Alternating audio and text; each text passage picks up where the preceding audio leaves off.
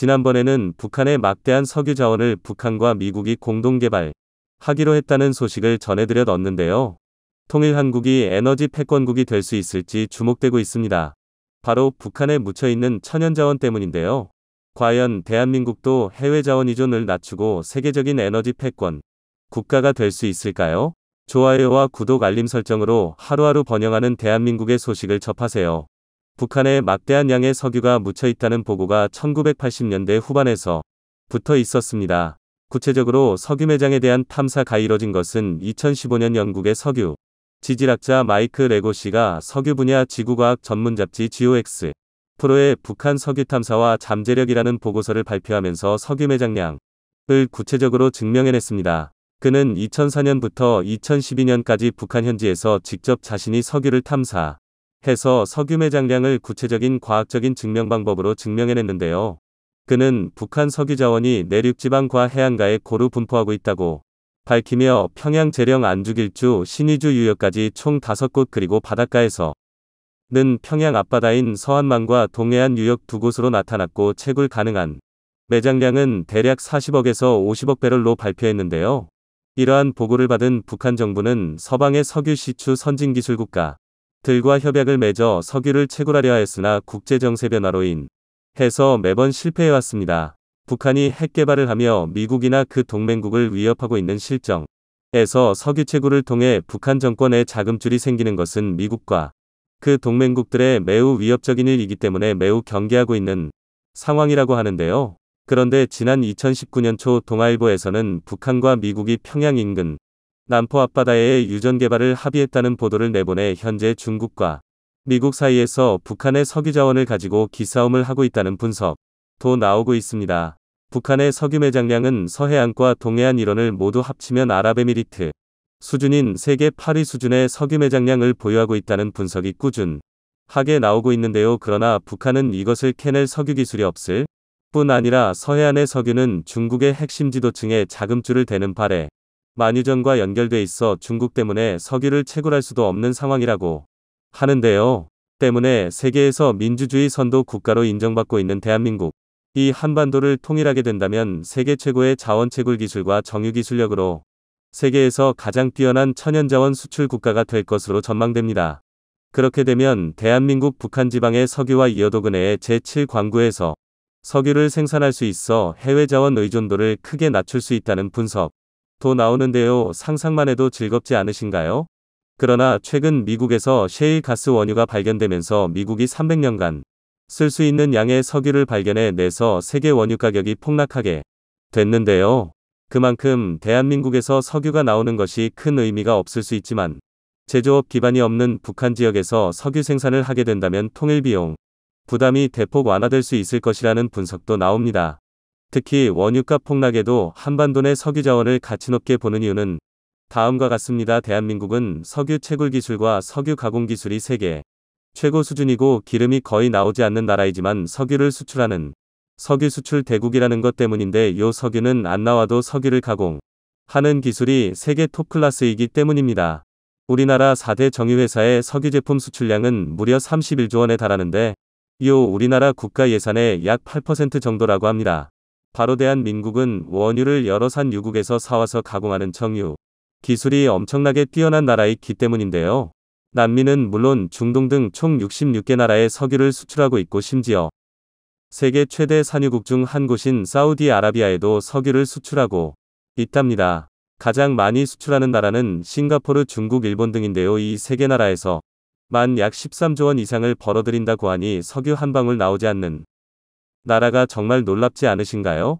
전 세계 곳곳에서 유전이 발견되며 석유가 많이 생산되고 있지만 이러한 나라들은 대한민국처럼 세계 최고 수준의 석유 가공 기술이 없고 인프라, 건설 등 초기 투자 비용이 워낙 많이 들기 때문에 대한민국의 정유 산업 경쟁력은 앞으로도 더욱 눈부시게 성장할 것으로 예상되는데요.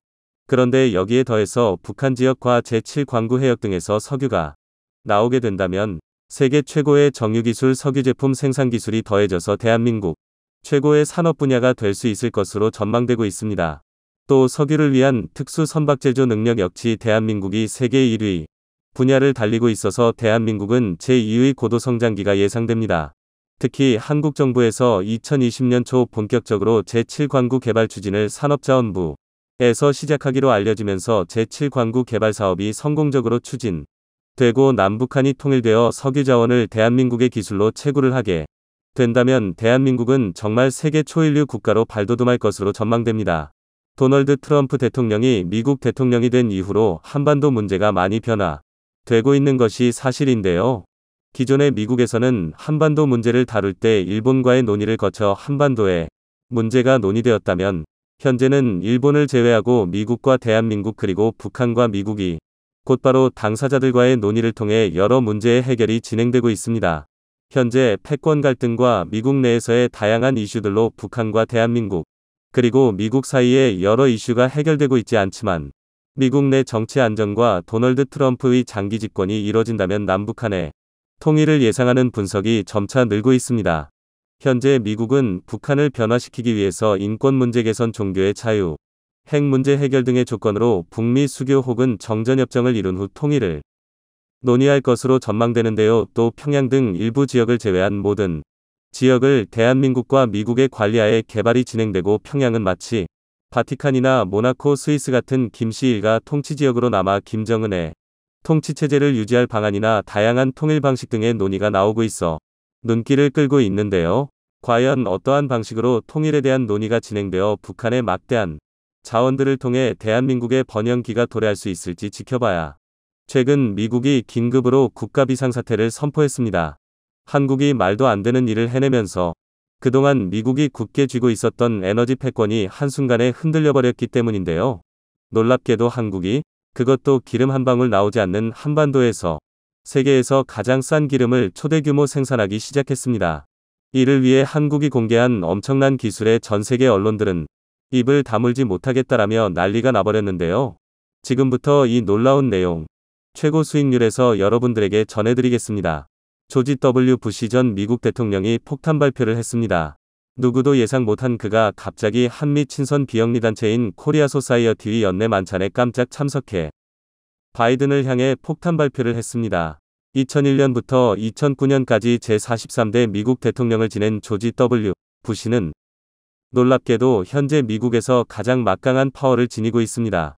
사생활이 매우 깨끗하고 주변 사람들의 매우 친절할 뿐만 아니라 인간적인 매력이 넘치는 것으로 알려진 조지 부시.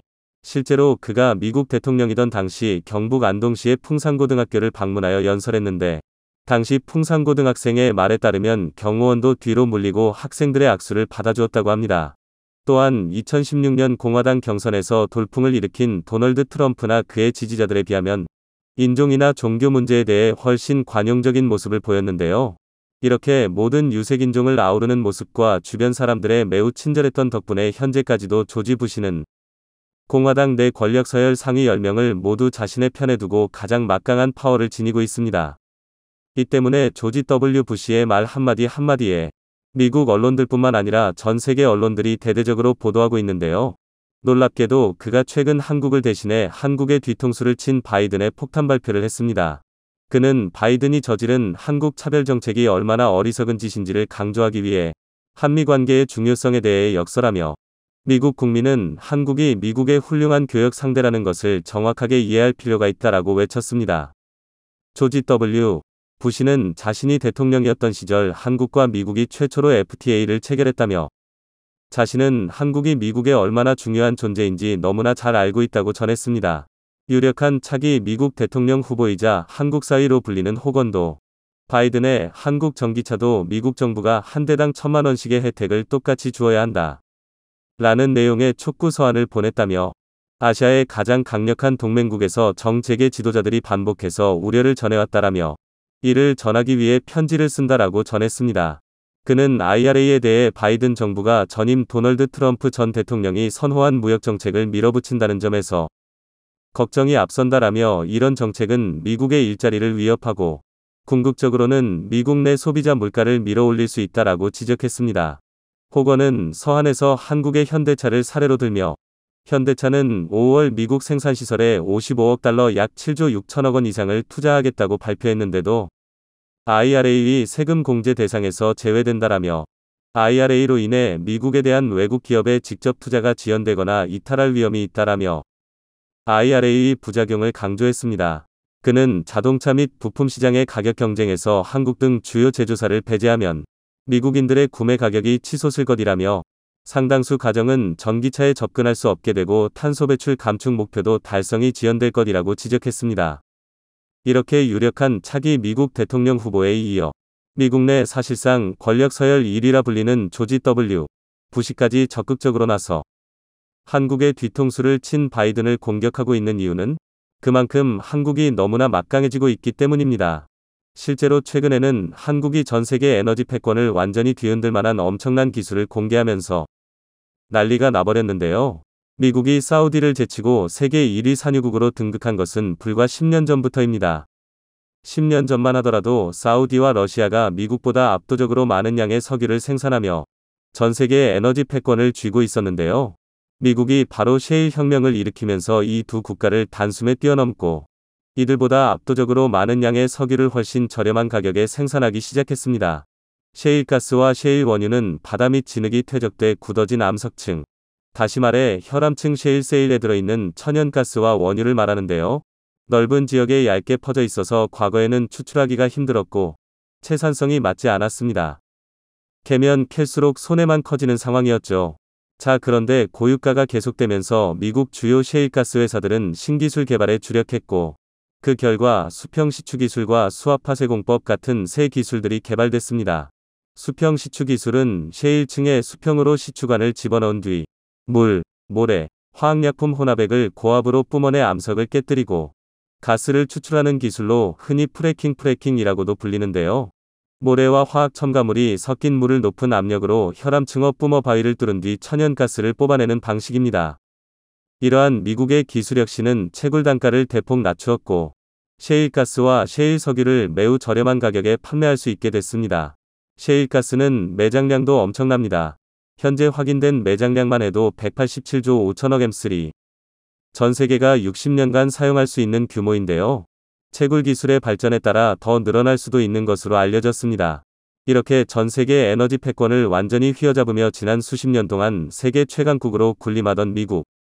하지만 최근 한국이 미국의 최강국 지위를 완전히 뒤흔들어 놓았습니다.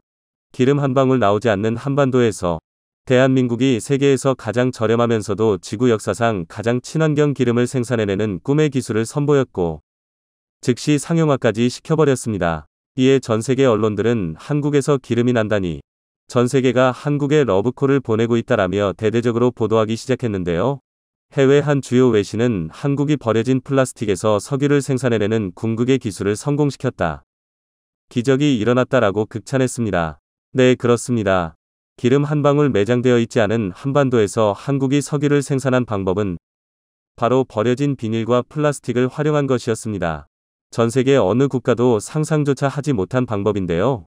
기름에서 비닐을 뽑아내는 과정을 거꾸로 돌리는 셈인데 기체로 변한 기름을 식히면 중진류와 경진류를 얻을 수 있습니다. SK이노베이션은 지난해부터 일부 정유 석유화학 공정에 플라스틱과 비닐에서 얻어진 원유를 원료로 투입하기 시작했고 현대오일뱅크는 국내 정유사 최초로 이렇게 만들어진 열분해유 국제 친환경 제품 인증을 취득하며 세계 시장 진출을 준비하고 있습니다. 노윤산 현대오일뱅크 정책지원팀 책임 매니저는 지난해 폐플라스틱 열분해유를 공정 원료로 사용할 수 있도록 규제 샌드박스를 신청해 실증을 위한 규제 특례를 받았습니다. 다음 달까지 열분해유를 4,800T까지 공정에 투입해 친환경 나프타를 생산할 계획입니다라고 전했습니다. 지금 화면에 보이는 이 폐비닐들은 인천 서구의 한 폐기물 처리 업장으로 라면 봉지, 음식물 포장용지 등 경기도 일대에서 나온 폐비닐 EOTE 압축된 채 정육면체 모양으로 쌓여있는 모습입니다. 자세히 들여다보니 음식 잔해물이 남거나 형체를 알아보기 어려운 이물질이 묻은 폐비닐도 보였습니다. 여러 냄새가 뒤섞여 불쾌한 악취도 납니다. 그런데 이 엄청난 크기의 컨테이너 속으로 폐비닐들이 들어가 한국이 개발한 최첨단 열분해 과정을 거치고 화학 반응을 거쳐 불순물이 제거되면 놀랍게도 열분해유, 원유가 탄생합니다. 자, 그런데 아직 놀라기에는 이릅니다. 열분해 방식이 아닌 세라믹 촉매가 만든 파장 에너지로 석유를 만드는 기업도 등장했습니다. 설비 안에 들어간 라면 봉지가 비닐 부분은 기름으로 빠져나가고 알루미늄만 남았습니다. 열을 가하는 대신 전자레인지처럼 탄소 분자의 고리를 끊어 기름을 추출하는 방식인데요. 기술력을 인정받아 이미 세계 20여 개 나라에서 특허받았고 영국에는 수출 계약까지 마쳤습니다. 지구 환경에 최악의 물질로 꼽혔던 비닐과 플라스틱, 스티로폼 컵이 자연 분해되는 데 걸리는 시간은 50년. 일회용 기저귀는 450년, 낚싯줄은 600년이나 걸립니다.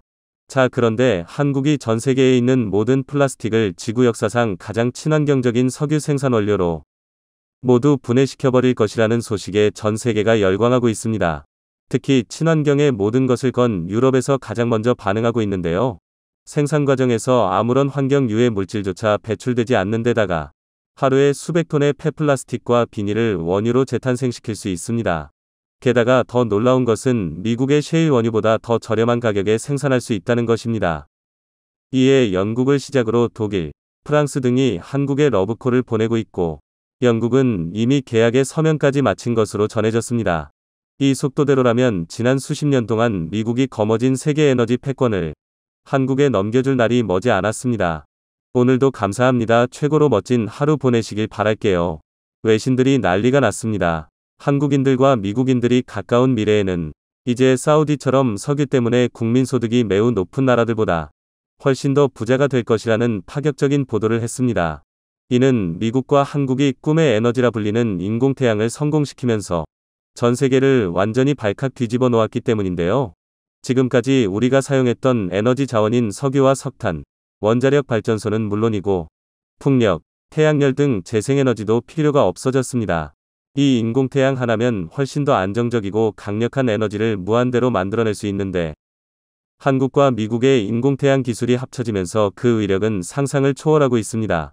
이에 한국인과 미국인들이 전 세계 에너지 패권을 장악, 세계에서 두 나라 국민들이 가장 부유해질 것이라는 보도들이 쏟아져 나오고 있는데요. 인류는 18세기까지 주요 에너지 자원으로 수력과 풍력, 장작, 숯, 고래기름 등을 활용했습니다. 인류 최초의 에너지 이용은 나무와 나무를 마찰함으로써 발생하는 열에너지를 이용해 몸을 따뜻하게 하거나 요리했다고 볼 수 있습니다. 농경 생활에 접어들면서 풍력, 수력에너지 또는 동물의 힘을 이용해 풍차와 물레방아 둥을 만들어 노동의 기계의 힘을 빌리게 됐고 태양에너지를 이용해 음식의 건조, 가열 등을 했습니다. 심지어 초식동물의 똥까지 연료로 사용했는데요. 잘 말린 똥은 화력이 일정하고 오랜 시간을 유지해 훌륭한 땔감의 역할을 했습니다. 몽골 제국이 세계를 제패한 원동력 중의 하나가 말똥을 연료로 이용했기 때문이라는 말이 있을 정도입니다. 말똥을 사용하면 간편하고 시간도 절약할 수 있어 몽골군의 최대 장점인 기동력에 큰 도움이 됐습니다. 우리 고려시대에도 말똥으로 만든 땔감을 난방에 사용했을 만큼 말똥은 유용한 연료였습니다. 똥뿐만 아니라 고래기름은 17세기 유럽의 대도시 둥불을 밝히고 기계를 돌리는 윤활유로 사용되며 초기 서양 산업을 이끌었습니다. 자, 그런데 19세기 산업혁명 이후에는 석탄과 석유가 에너지 자원의 주가 됐습니다. 영국에서 제임스 와트가 소형 중기기관차를 발명해 열에너지를 수증기 형태로 축적해 역학적 에너지로 변환할 수 있게 함으로써 석탄에서 열에너지 기계 에너지로 전환해 산업혁명의 계기가 됐죠. 그 후 석유가 발견되고 정제기술의 발달과 함께 증기기관의 열원도 점차 석유와 천연가스로 전환됐습니다. 그 뒤 증기기관이나 내연기관에 의해 얻을 수 있는 역학적 에너지를 전기에너지로 변환하는 기술이 확립돼 사회의 전화가 진행됐습니다. 이후 원자력 에너지 등이 개발됐지만 여전히 석유와 천연가스가 전 세계 에너지원의 주로 자리매김하고 있습니다. 이 때문에 이렇게 천연자원이 가장 많이 매장되어 있는 중동 지역 국가 국민들은 상상을 초월하는 복지 혜택을 누리고 있는데요. 대표적인 예로 이번에 월드컵이 열린 카타르 국민들의 삶은 상상을 초월합니다. 세계에서 5번째로 자원이 많은데 인구는 고작 290만 명입니다. 그런데 이 중에서도 260만 명은 외국인 노동자고 카타르 시민은 고작 30만 명에 불과합니다. 이렇다 보니 이들의 삶은 우리의 상상을 초월하고 있는데요. 일단 1인당 기본소득이 600만 원입니다. 즉, 일도 안 하고 아무것도 안 해도 매달 통장에 600만 원씩 들어온다는 이야기고 신혼부부의 경우 한 달에 1200만 원이 통장에 매달 꽂힌다는 것입니다. 자, 그런데 이것은 시작에 불과합니다. 유치원부터 대학교까지 모든 교육이 공짜입니다. 단돈 1원도 내지 않아도 대학교까지 공부할 수 있는 것은 물론이고 더 놀라운 것은 유학을 가도 나라에서 유학비를 전부 지원해주고 있습니다. 뿐만 아니라 병원비도 무료, 대중교통비도 무제한 무상으로 제공하고 있는데요. 이렇게 모든 것이 무료인데도 세금은 단 1원도 내지 않아도 됩니다. 카타르의 출산수당을 살펴보면 태어나자마자 아기에게 우리 돈으로 따지면 약 1억 원의 돈을 20살이 될 때까지 부모에게 지급합니다. 아기의 부모는 아기가 20살이 될 때까지 자식에게 나오는 수당으로 아기를 양육하면 된답니다. 그리고 그렇게 지급되던 출산수당은 아기가 20살이 되면 아기 자기 자신에게 귀속됩니다. 또한 20세가 되면 남성은 매년 연봉으로 약 5,500만원가량을 국가로부터 지급받게 됩니다. 또한 이렇게 지급받던 연봉은 남성이 결혼을 하게 되면 1억으로 연봉이 상향 조정됩니다. 이 연봉은 죽을 때까지 평생 매년 연봉으로 지급되게 됩니다. 반면 여성에게는 20세가 되어도 연봉이 지급되지 않는데 이는 여성에게 경제적 자립을 불가능하게 하려는 목적입니다. 그렇기에 카타르의 여성들은 남성에게 시집가는 것을 서두르는 편이죠. 왜냐하면 여성에게는 매년 연봉이 따로 지급되지 않고 여성이 결혼하여 아이를 출산하게 되면 그때부터 여성에게도 매년 연봉이 2,200만원씩 죽을 때까지 지급됩니다. 남성과 여성이 만나 결혼하여 한 명의 아이를 출산하면 그 가정에는 남자 연봉 1억, 여성 연봉 2,200만원, 아이 출산 양육비 1억, 도합 총 2억 2,200만원이 매년 평생 지급되는 거죠. 자, 그런데 이제 에너지 패권이 완전히 바뀌었습니다. 놀랍게도 한국과 미국이 세계 에너지 패권을 손에 넣게 되었는데요. 한국과 미국이 개발한 인공태양이 바로 그 주인공입니다. 석유와 천연가스는 물론 심지어 원자력보다 효율이 비교 불가능할 정도로 훨씬 뛰어남과 동시에 태양열, 풍력 등 기존 재생에너지보다 훨씬 친환경적입니다. 그래서 우리는 이를 꿈의 에너지라 불렀는데요. 한국과 미국이 꿈을 현실로 만들었습니다. 한국의 초전도 해경압연구장치 KSTAR는 첫 가동 이후 꾸준히 세계 신기록을 경신해가며 그 우수성을 널리 입증해왔는데요. 이번에 한국의 해경압에너지연구원과 서울대학교 공동연구팀이 개발한 인공태양 기술은 세계 최고의 학술지인 네이처에 게재되며 전 세계적으로 뜨거운 환호를 받고 있습니다. 지구에서 실험하는 해경암 반응은 중수소와 삼중수소의 핵융합 반응으로 엄밀히 따지자면 태양에서 일어나는 핵융합 과정과 조금의 차이는 있지만 같은 원리입니다. 이 때문에 핵융합로를 인공태양이라 부르기도 합니다. 지구에서 핵융합 반응을 일으키기 위해서는 태양과 같은 초고온의 환경을 인공적으로 만드는 등 여러 어려움이 있으나 그럼에도 불구하고 많은 선진국이 꾸준히 핵융합 에너지 개발에 힘을 쏟고 있는데 이는 불가능에 가까울 정도로 어려운 난제로 남아 있었습니다. 지구에서 구현하는 인공태양, 핵융합 반응은 중수소와 삼중수소를 연료로 이용하죠. 기존 핵분열 원자력 발전소에 사용되는 희귀연소 우라늄과는 달리 중수소와 삼중수소는 얻기에 매우 용이합니다. 중수소는 바닷물을 전기분해해서 얻을 수 있고 삼중수소는 리튬을 핵융합로에 투입시켜 중성자와 반응 얻을 수 있습니다. 지구 표면의 70% 이상이 바닷물이며 리튬 또한 매장량이 풍부하다는 것을 고려하면 연료는 거의 무한하다고 할 수 있습니다. 놀랍게도 한국이 세계 최초로 안정적인 인공태양 기술을 선보였는데요. 놀랍게도 한국이 세계 최초로 인공태양 온도를 1억도가 넘는 상태를 30초 이상 유지시키며 전 세계로부터 박수갈채를 받고 있습니다. 앞으로 4년 뒤에는 1억도가 넘는 온도를 300초 이상, 10년 뒤면 1억도가 넘는 온도를 무한하게 유지시킬 수 있을 것으로 전망되고 있습니다. 자, 그런데 단순히 한국이 인공태양 기술을 세계 최초로 개발했다고 해서 전 세계의 에너지 패권을 손에 넣을 수는 없습니다. 인공태양을 가동시키는 데 필요한 원료인 헬륨3가 초대규모 필요합니다. 자, 그런데 놀랍게도 얼마 전 한국이 전 세계 언론들로부터 극찬을 받으며 발사에 성공시킨 다누리호가 바로 이 헬륨3가 어디에 있는지 탐사하기 위해 열심히 임무를 수행 중에 있는 것으로 전해졌습니다. 달에는 최소 202경 5,959조 원 가치의 헬륨3가 존재하는 것으로 알려졌는데요. 이 정도면 거의 무한대에 가까운 양입니다. 한국이 다누리호 2, 3차 발사를 통해 헬륨3을 지구로 가져오는 데 성공하는 순간 전 세계 에너지 패권을 손에 쥐게 되어 역사상 단 한 번도 경험해보지 못한 모든 한국 국민들이 세금을 한 푼도 내지 않아도 모든 것들이 무상복지로 제공되는 부유한 국가로 재탄생할 수 있습니다.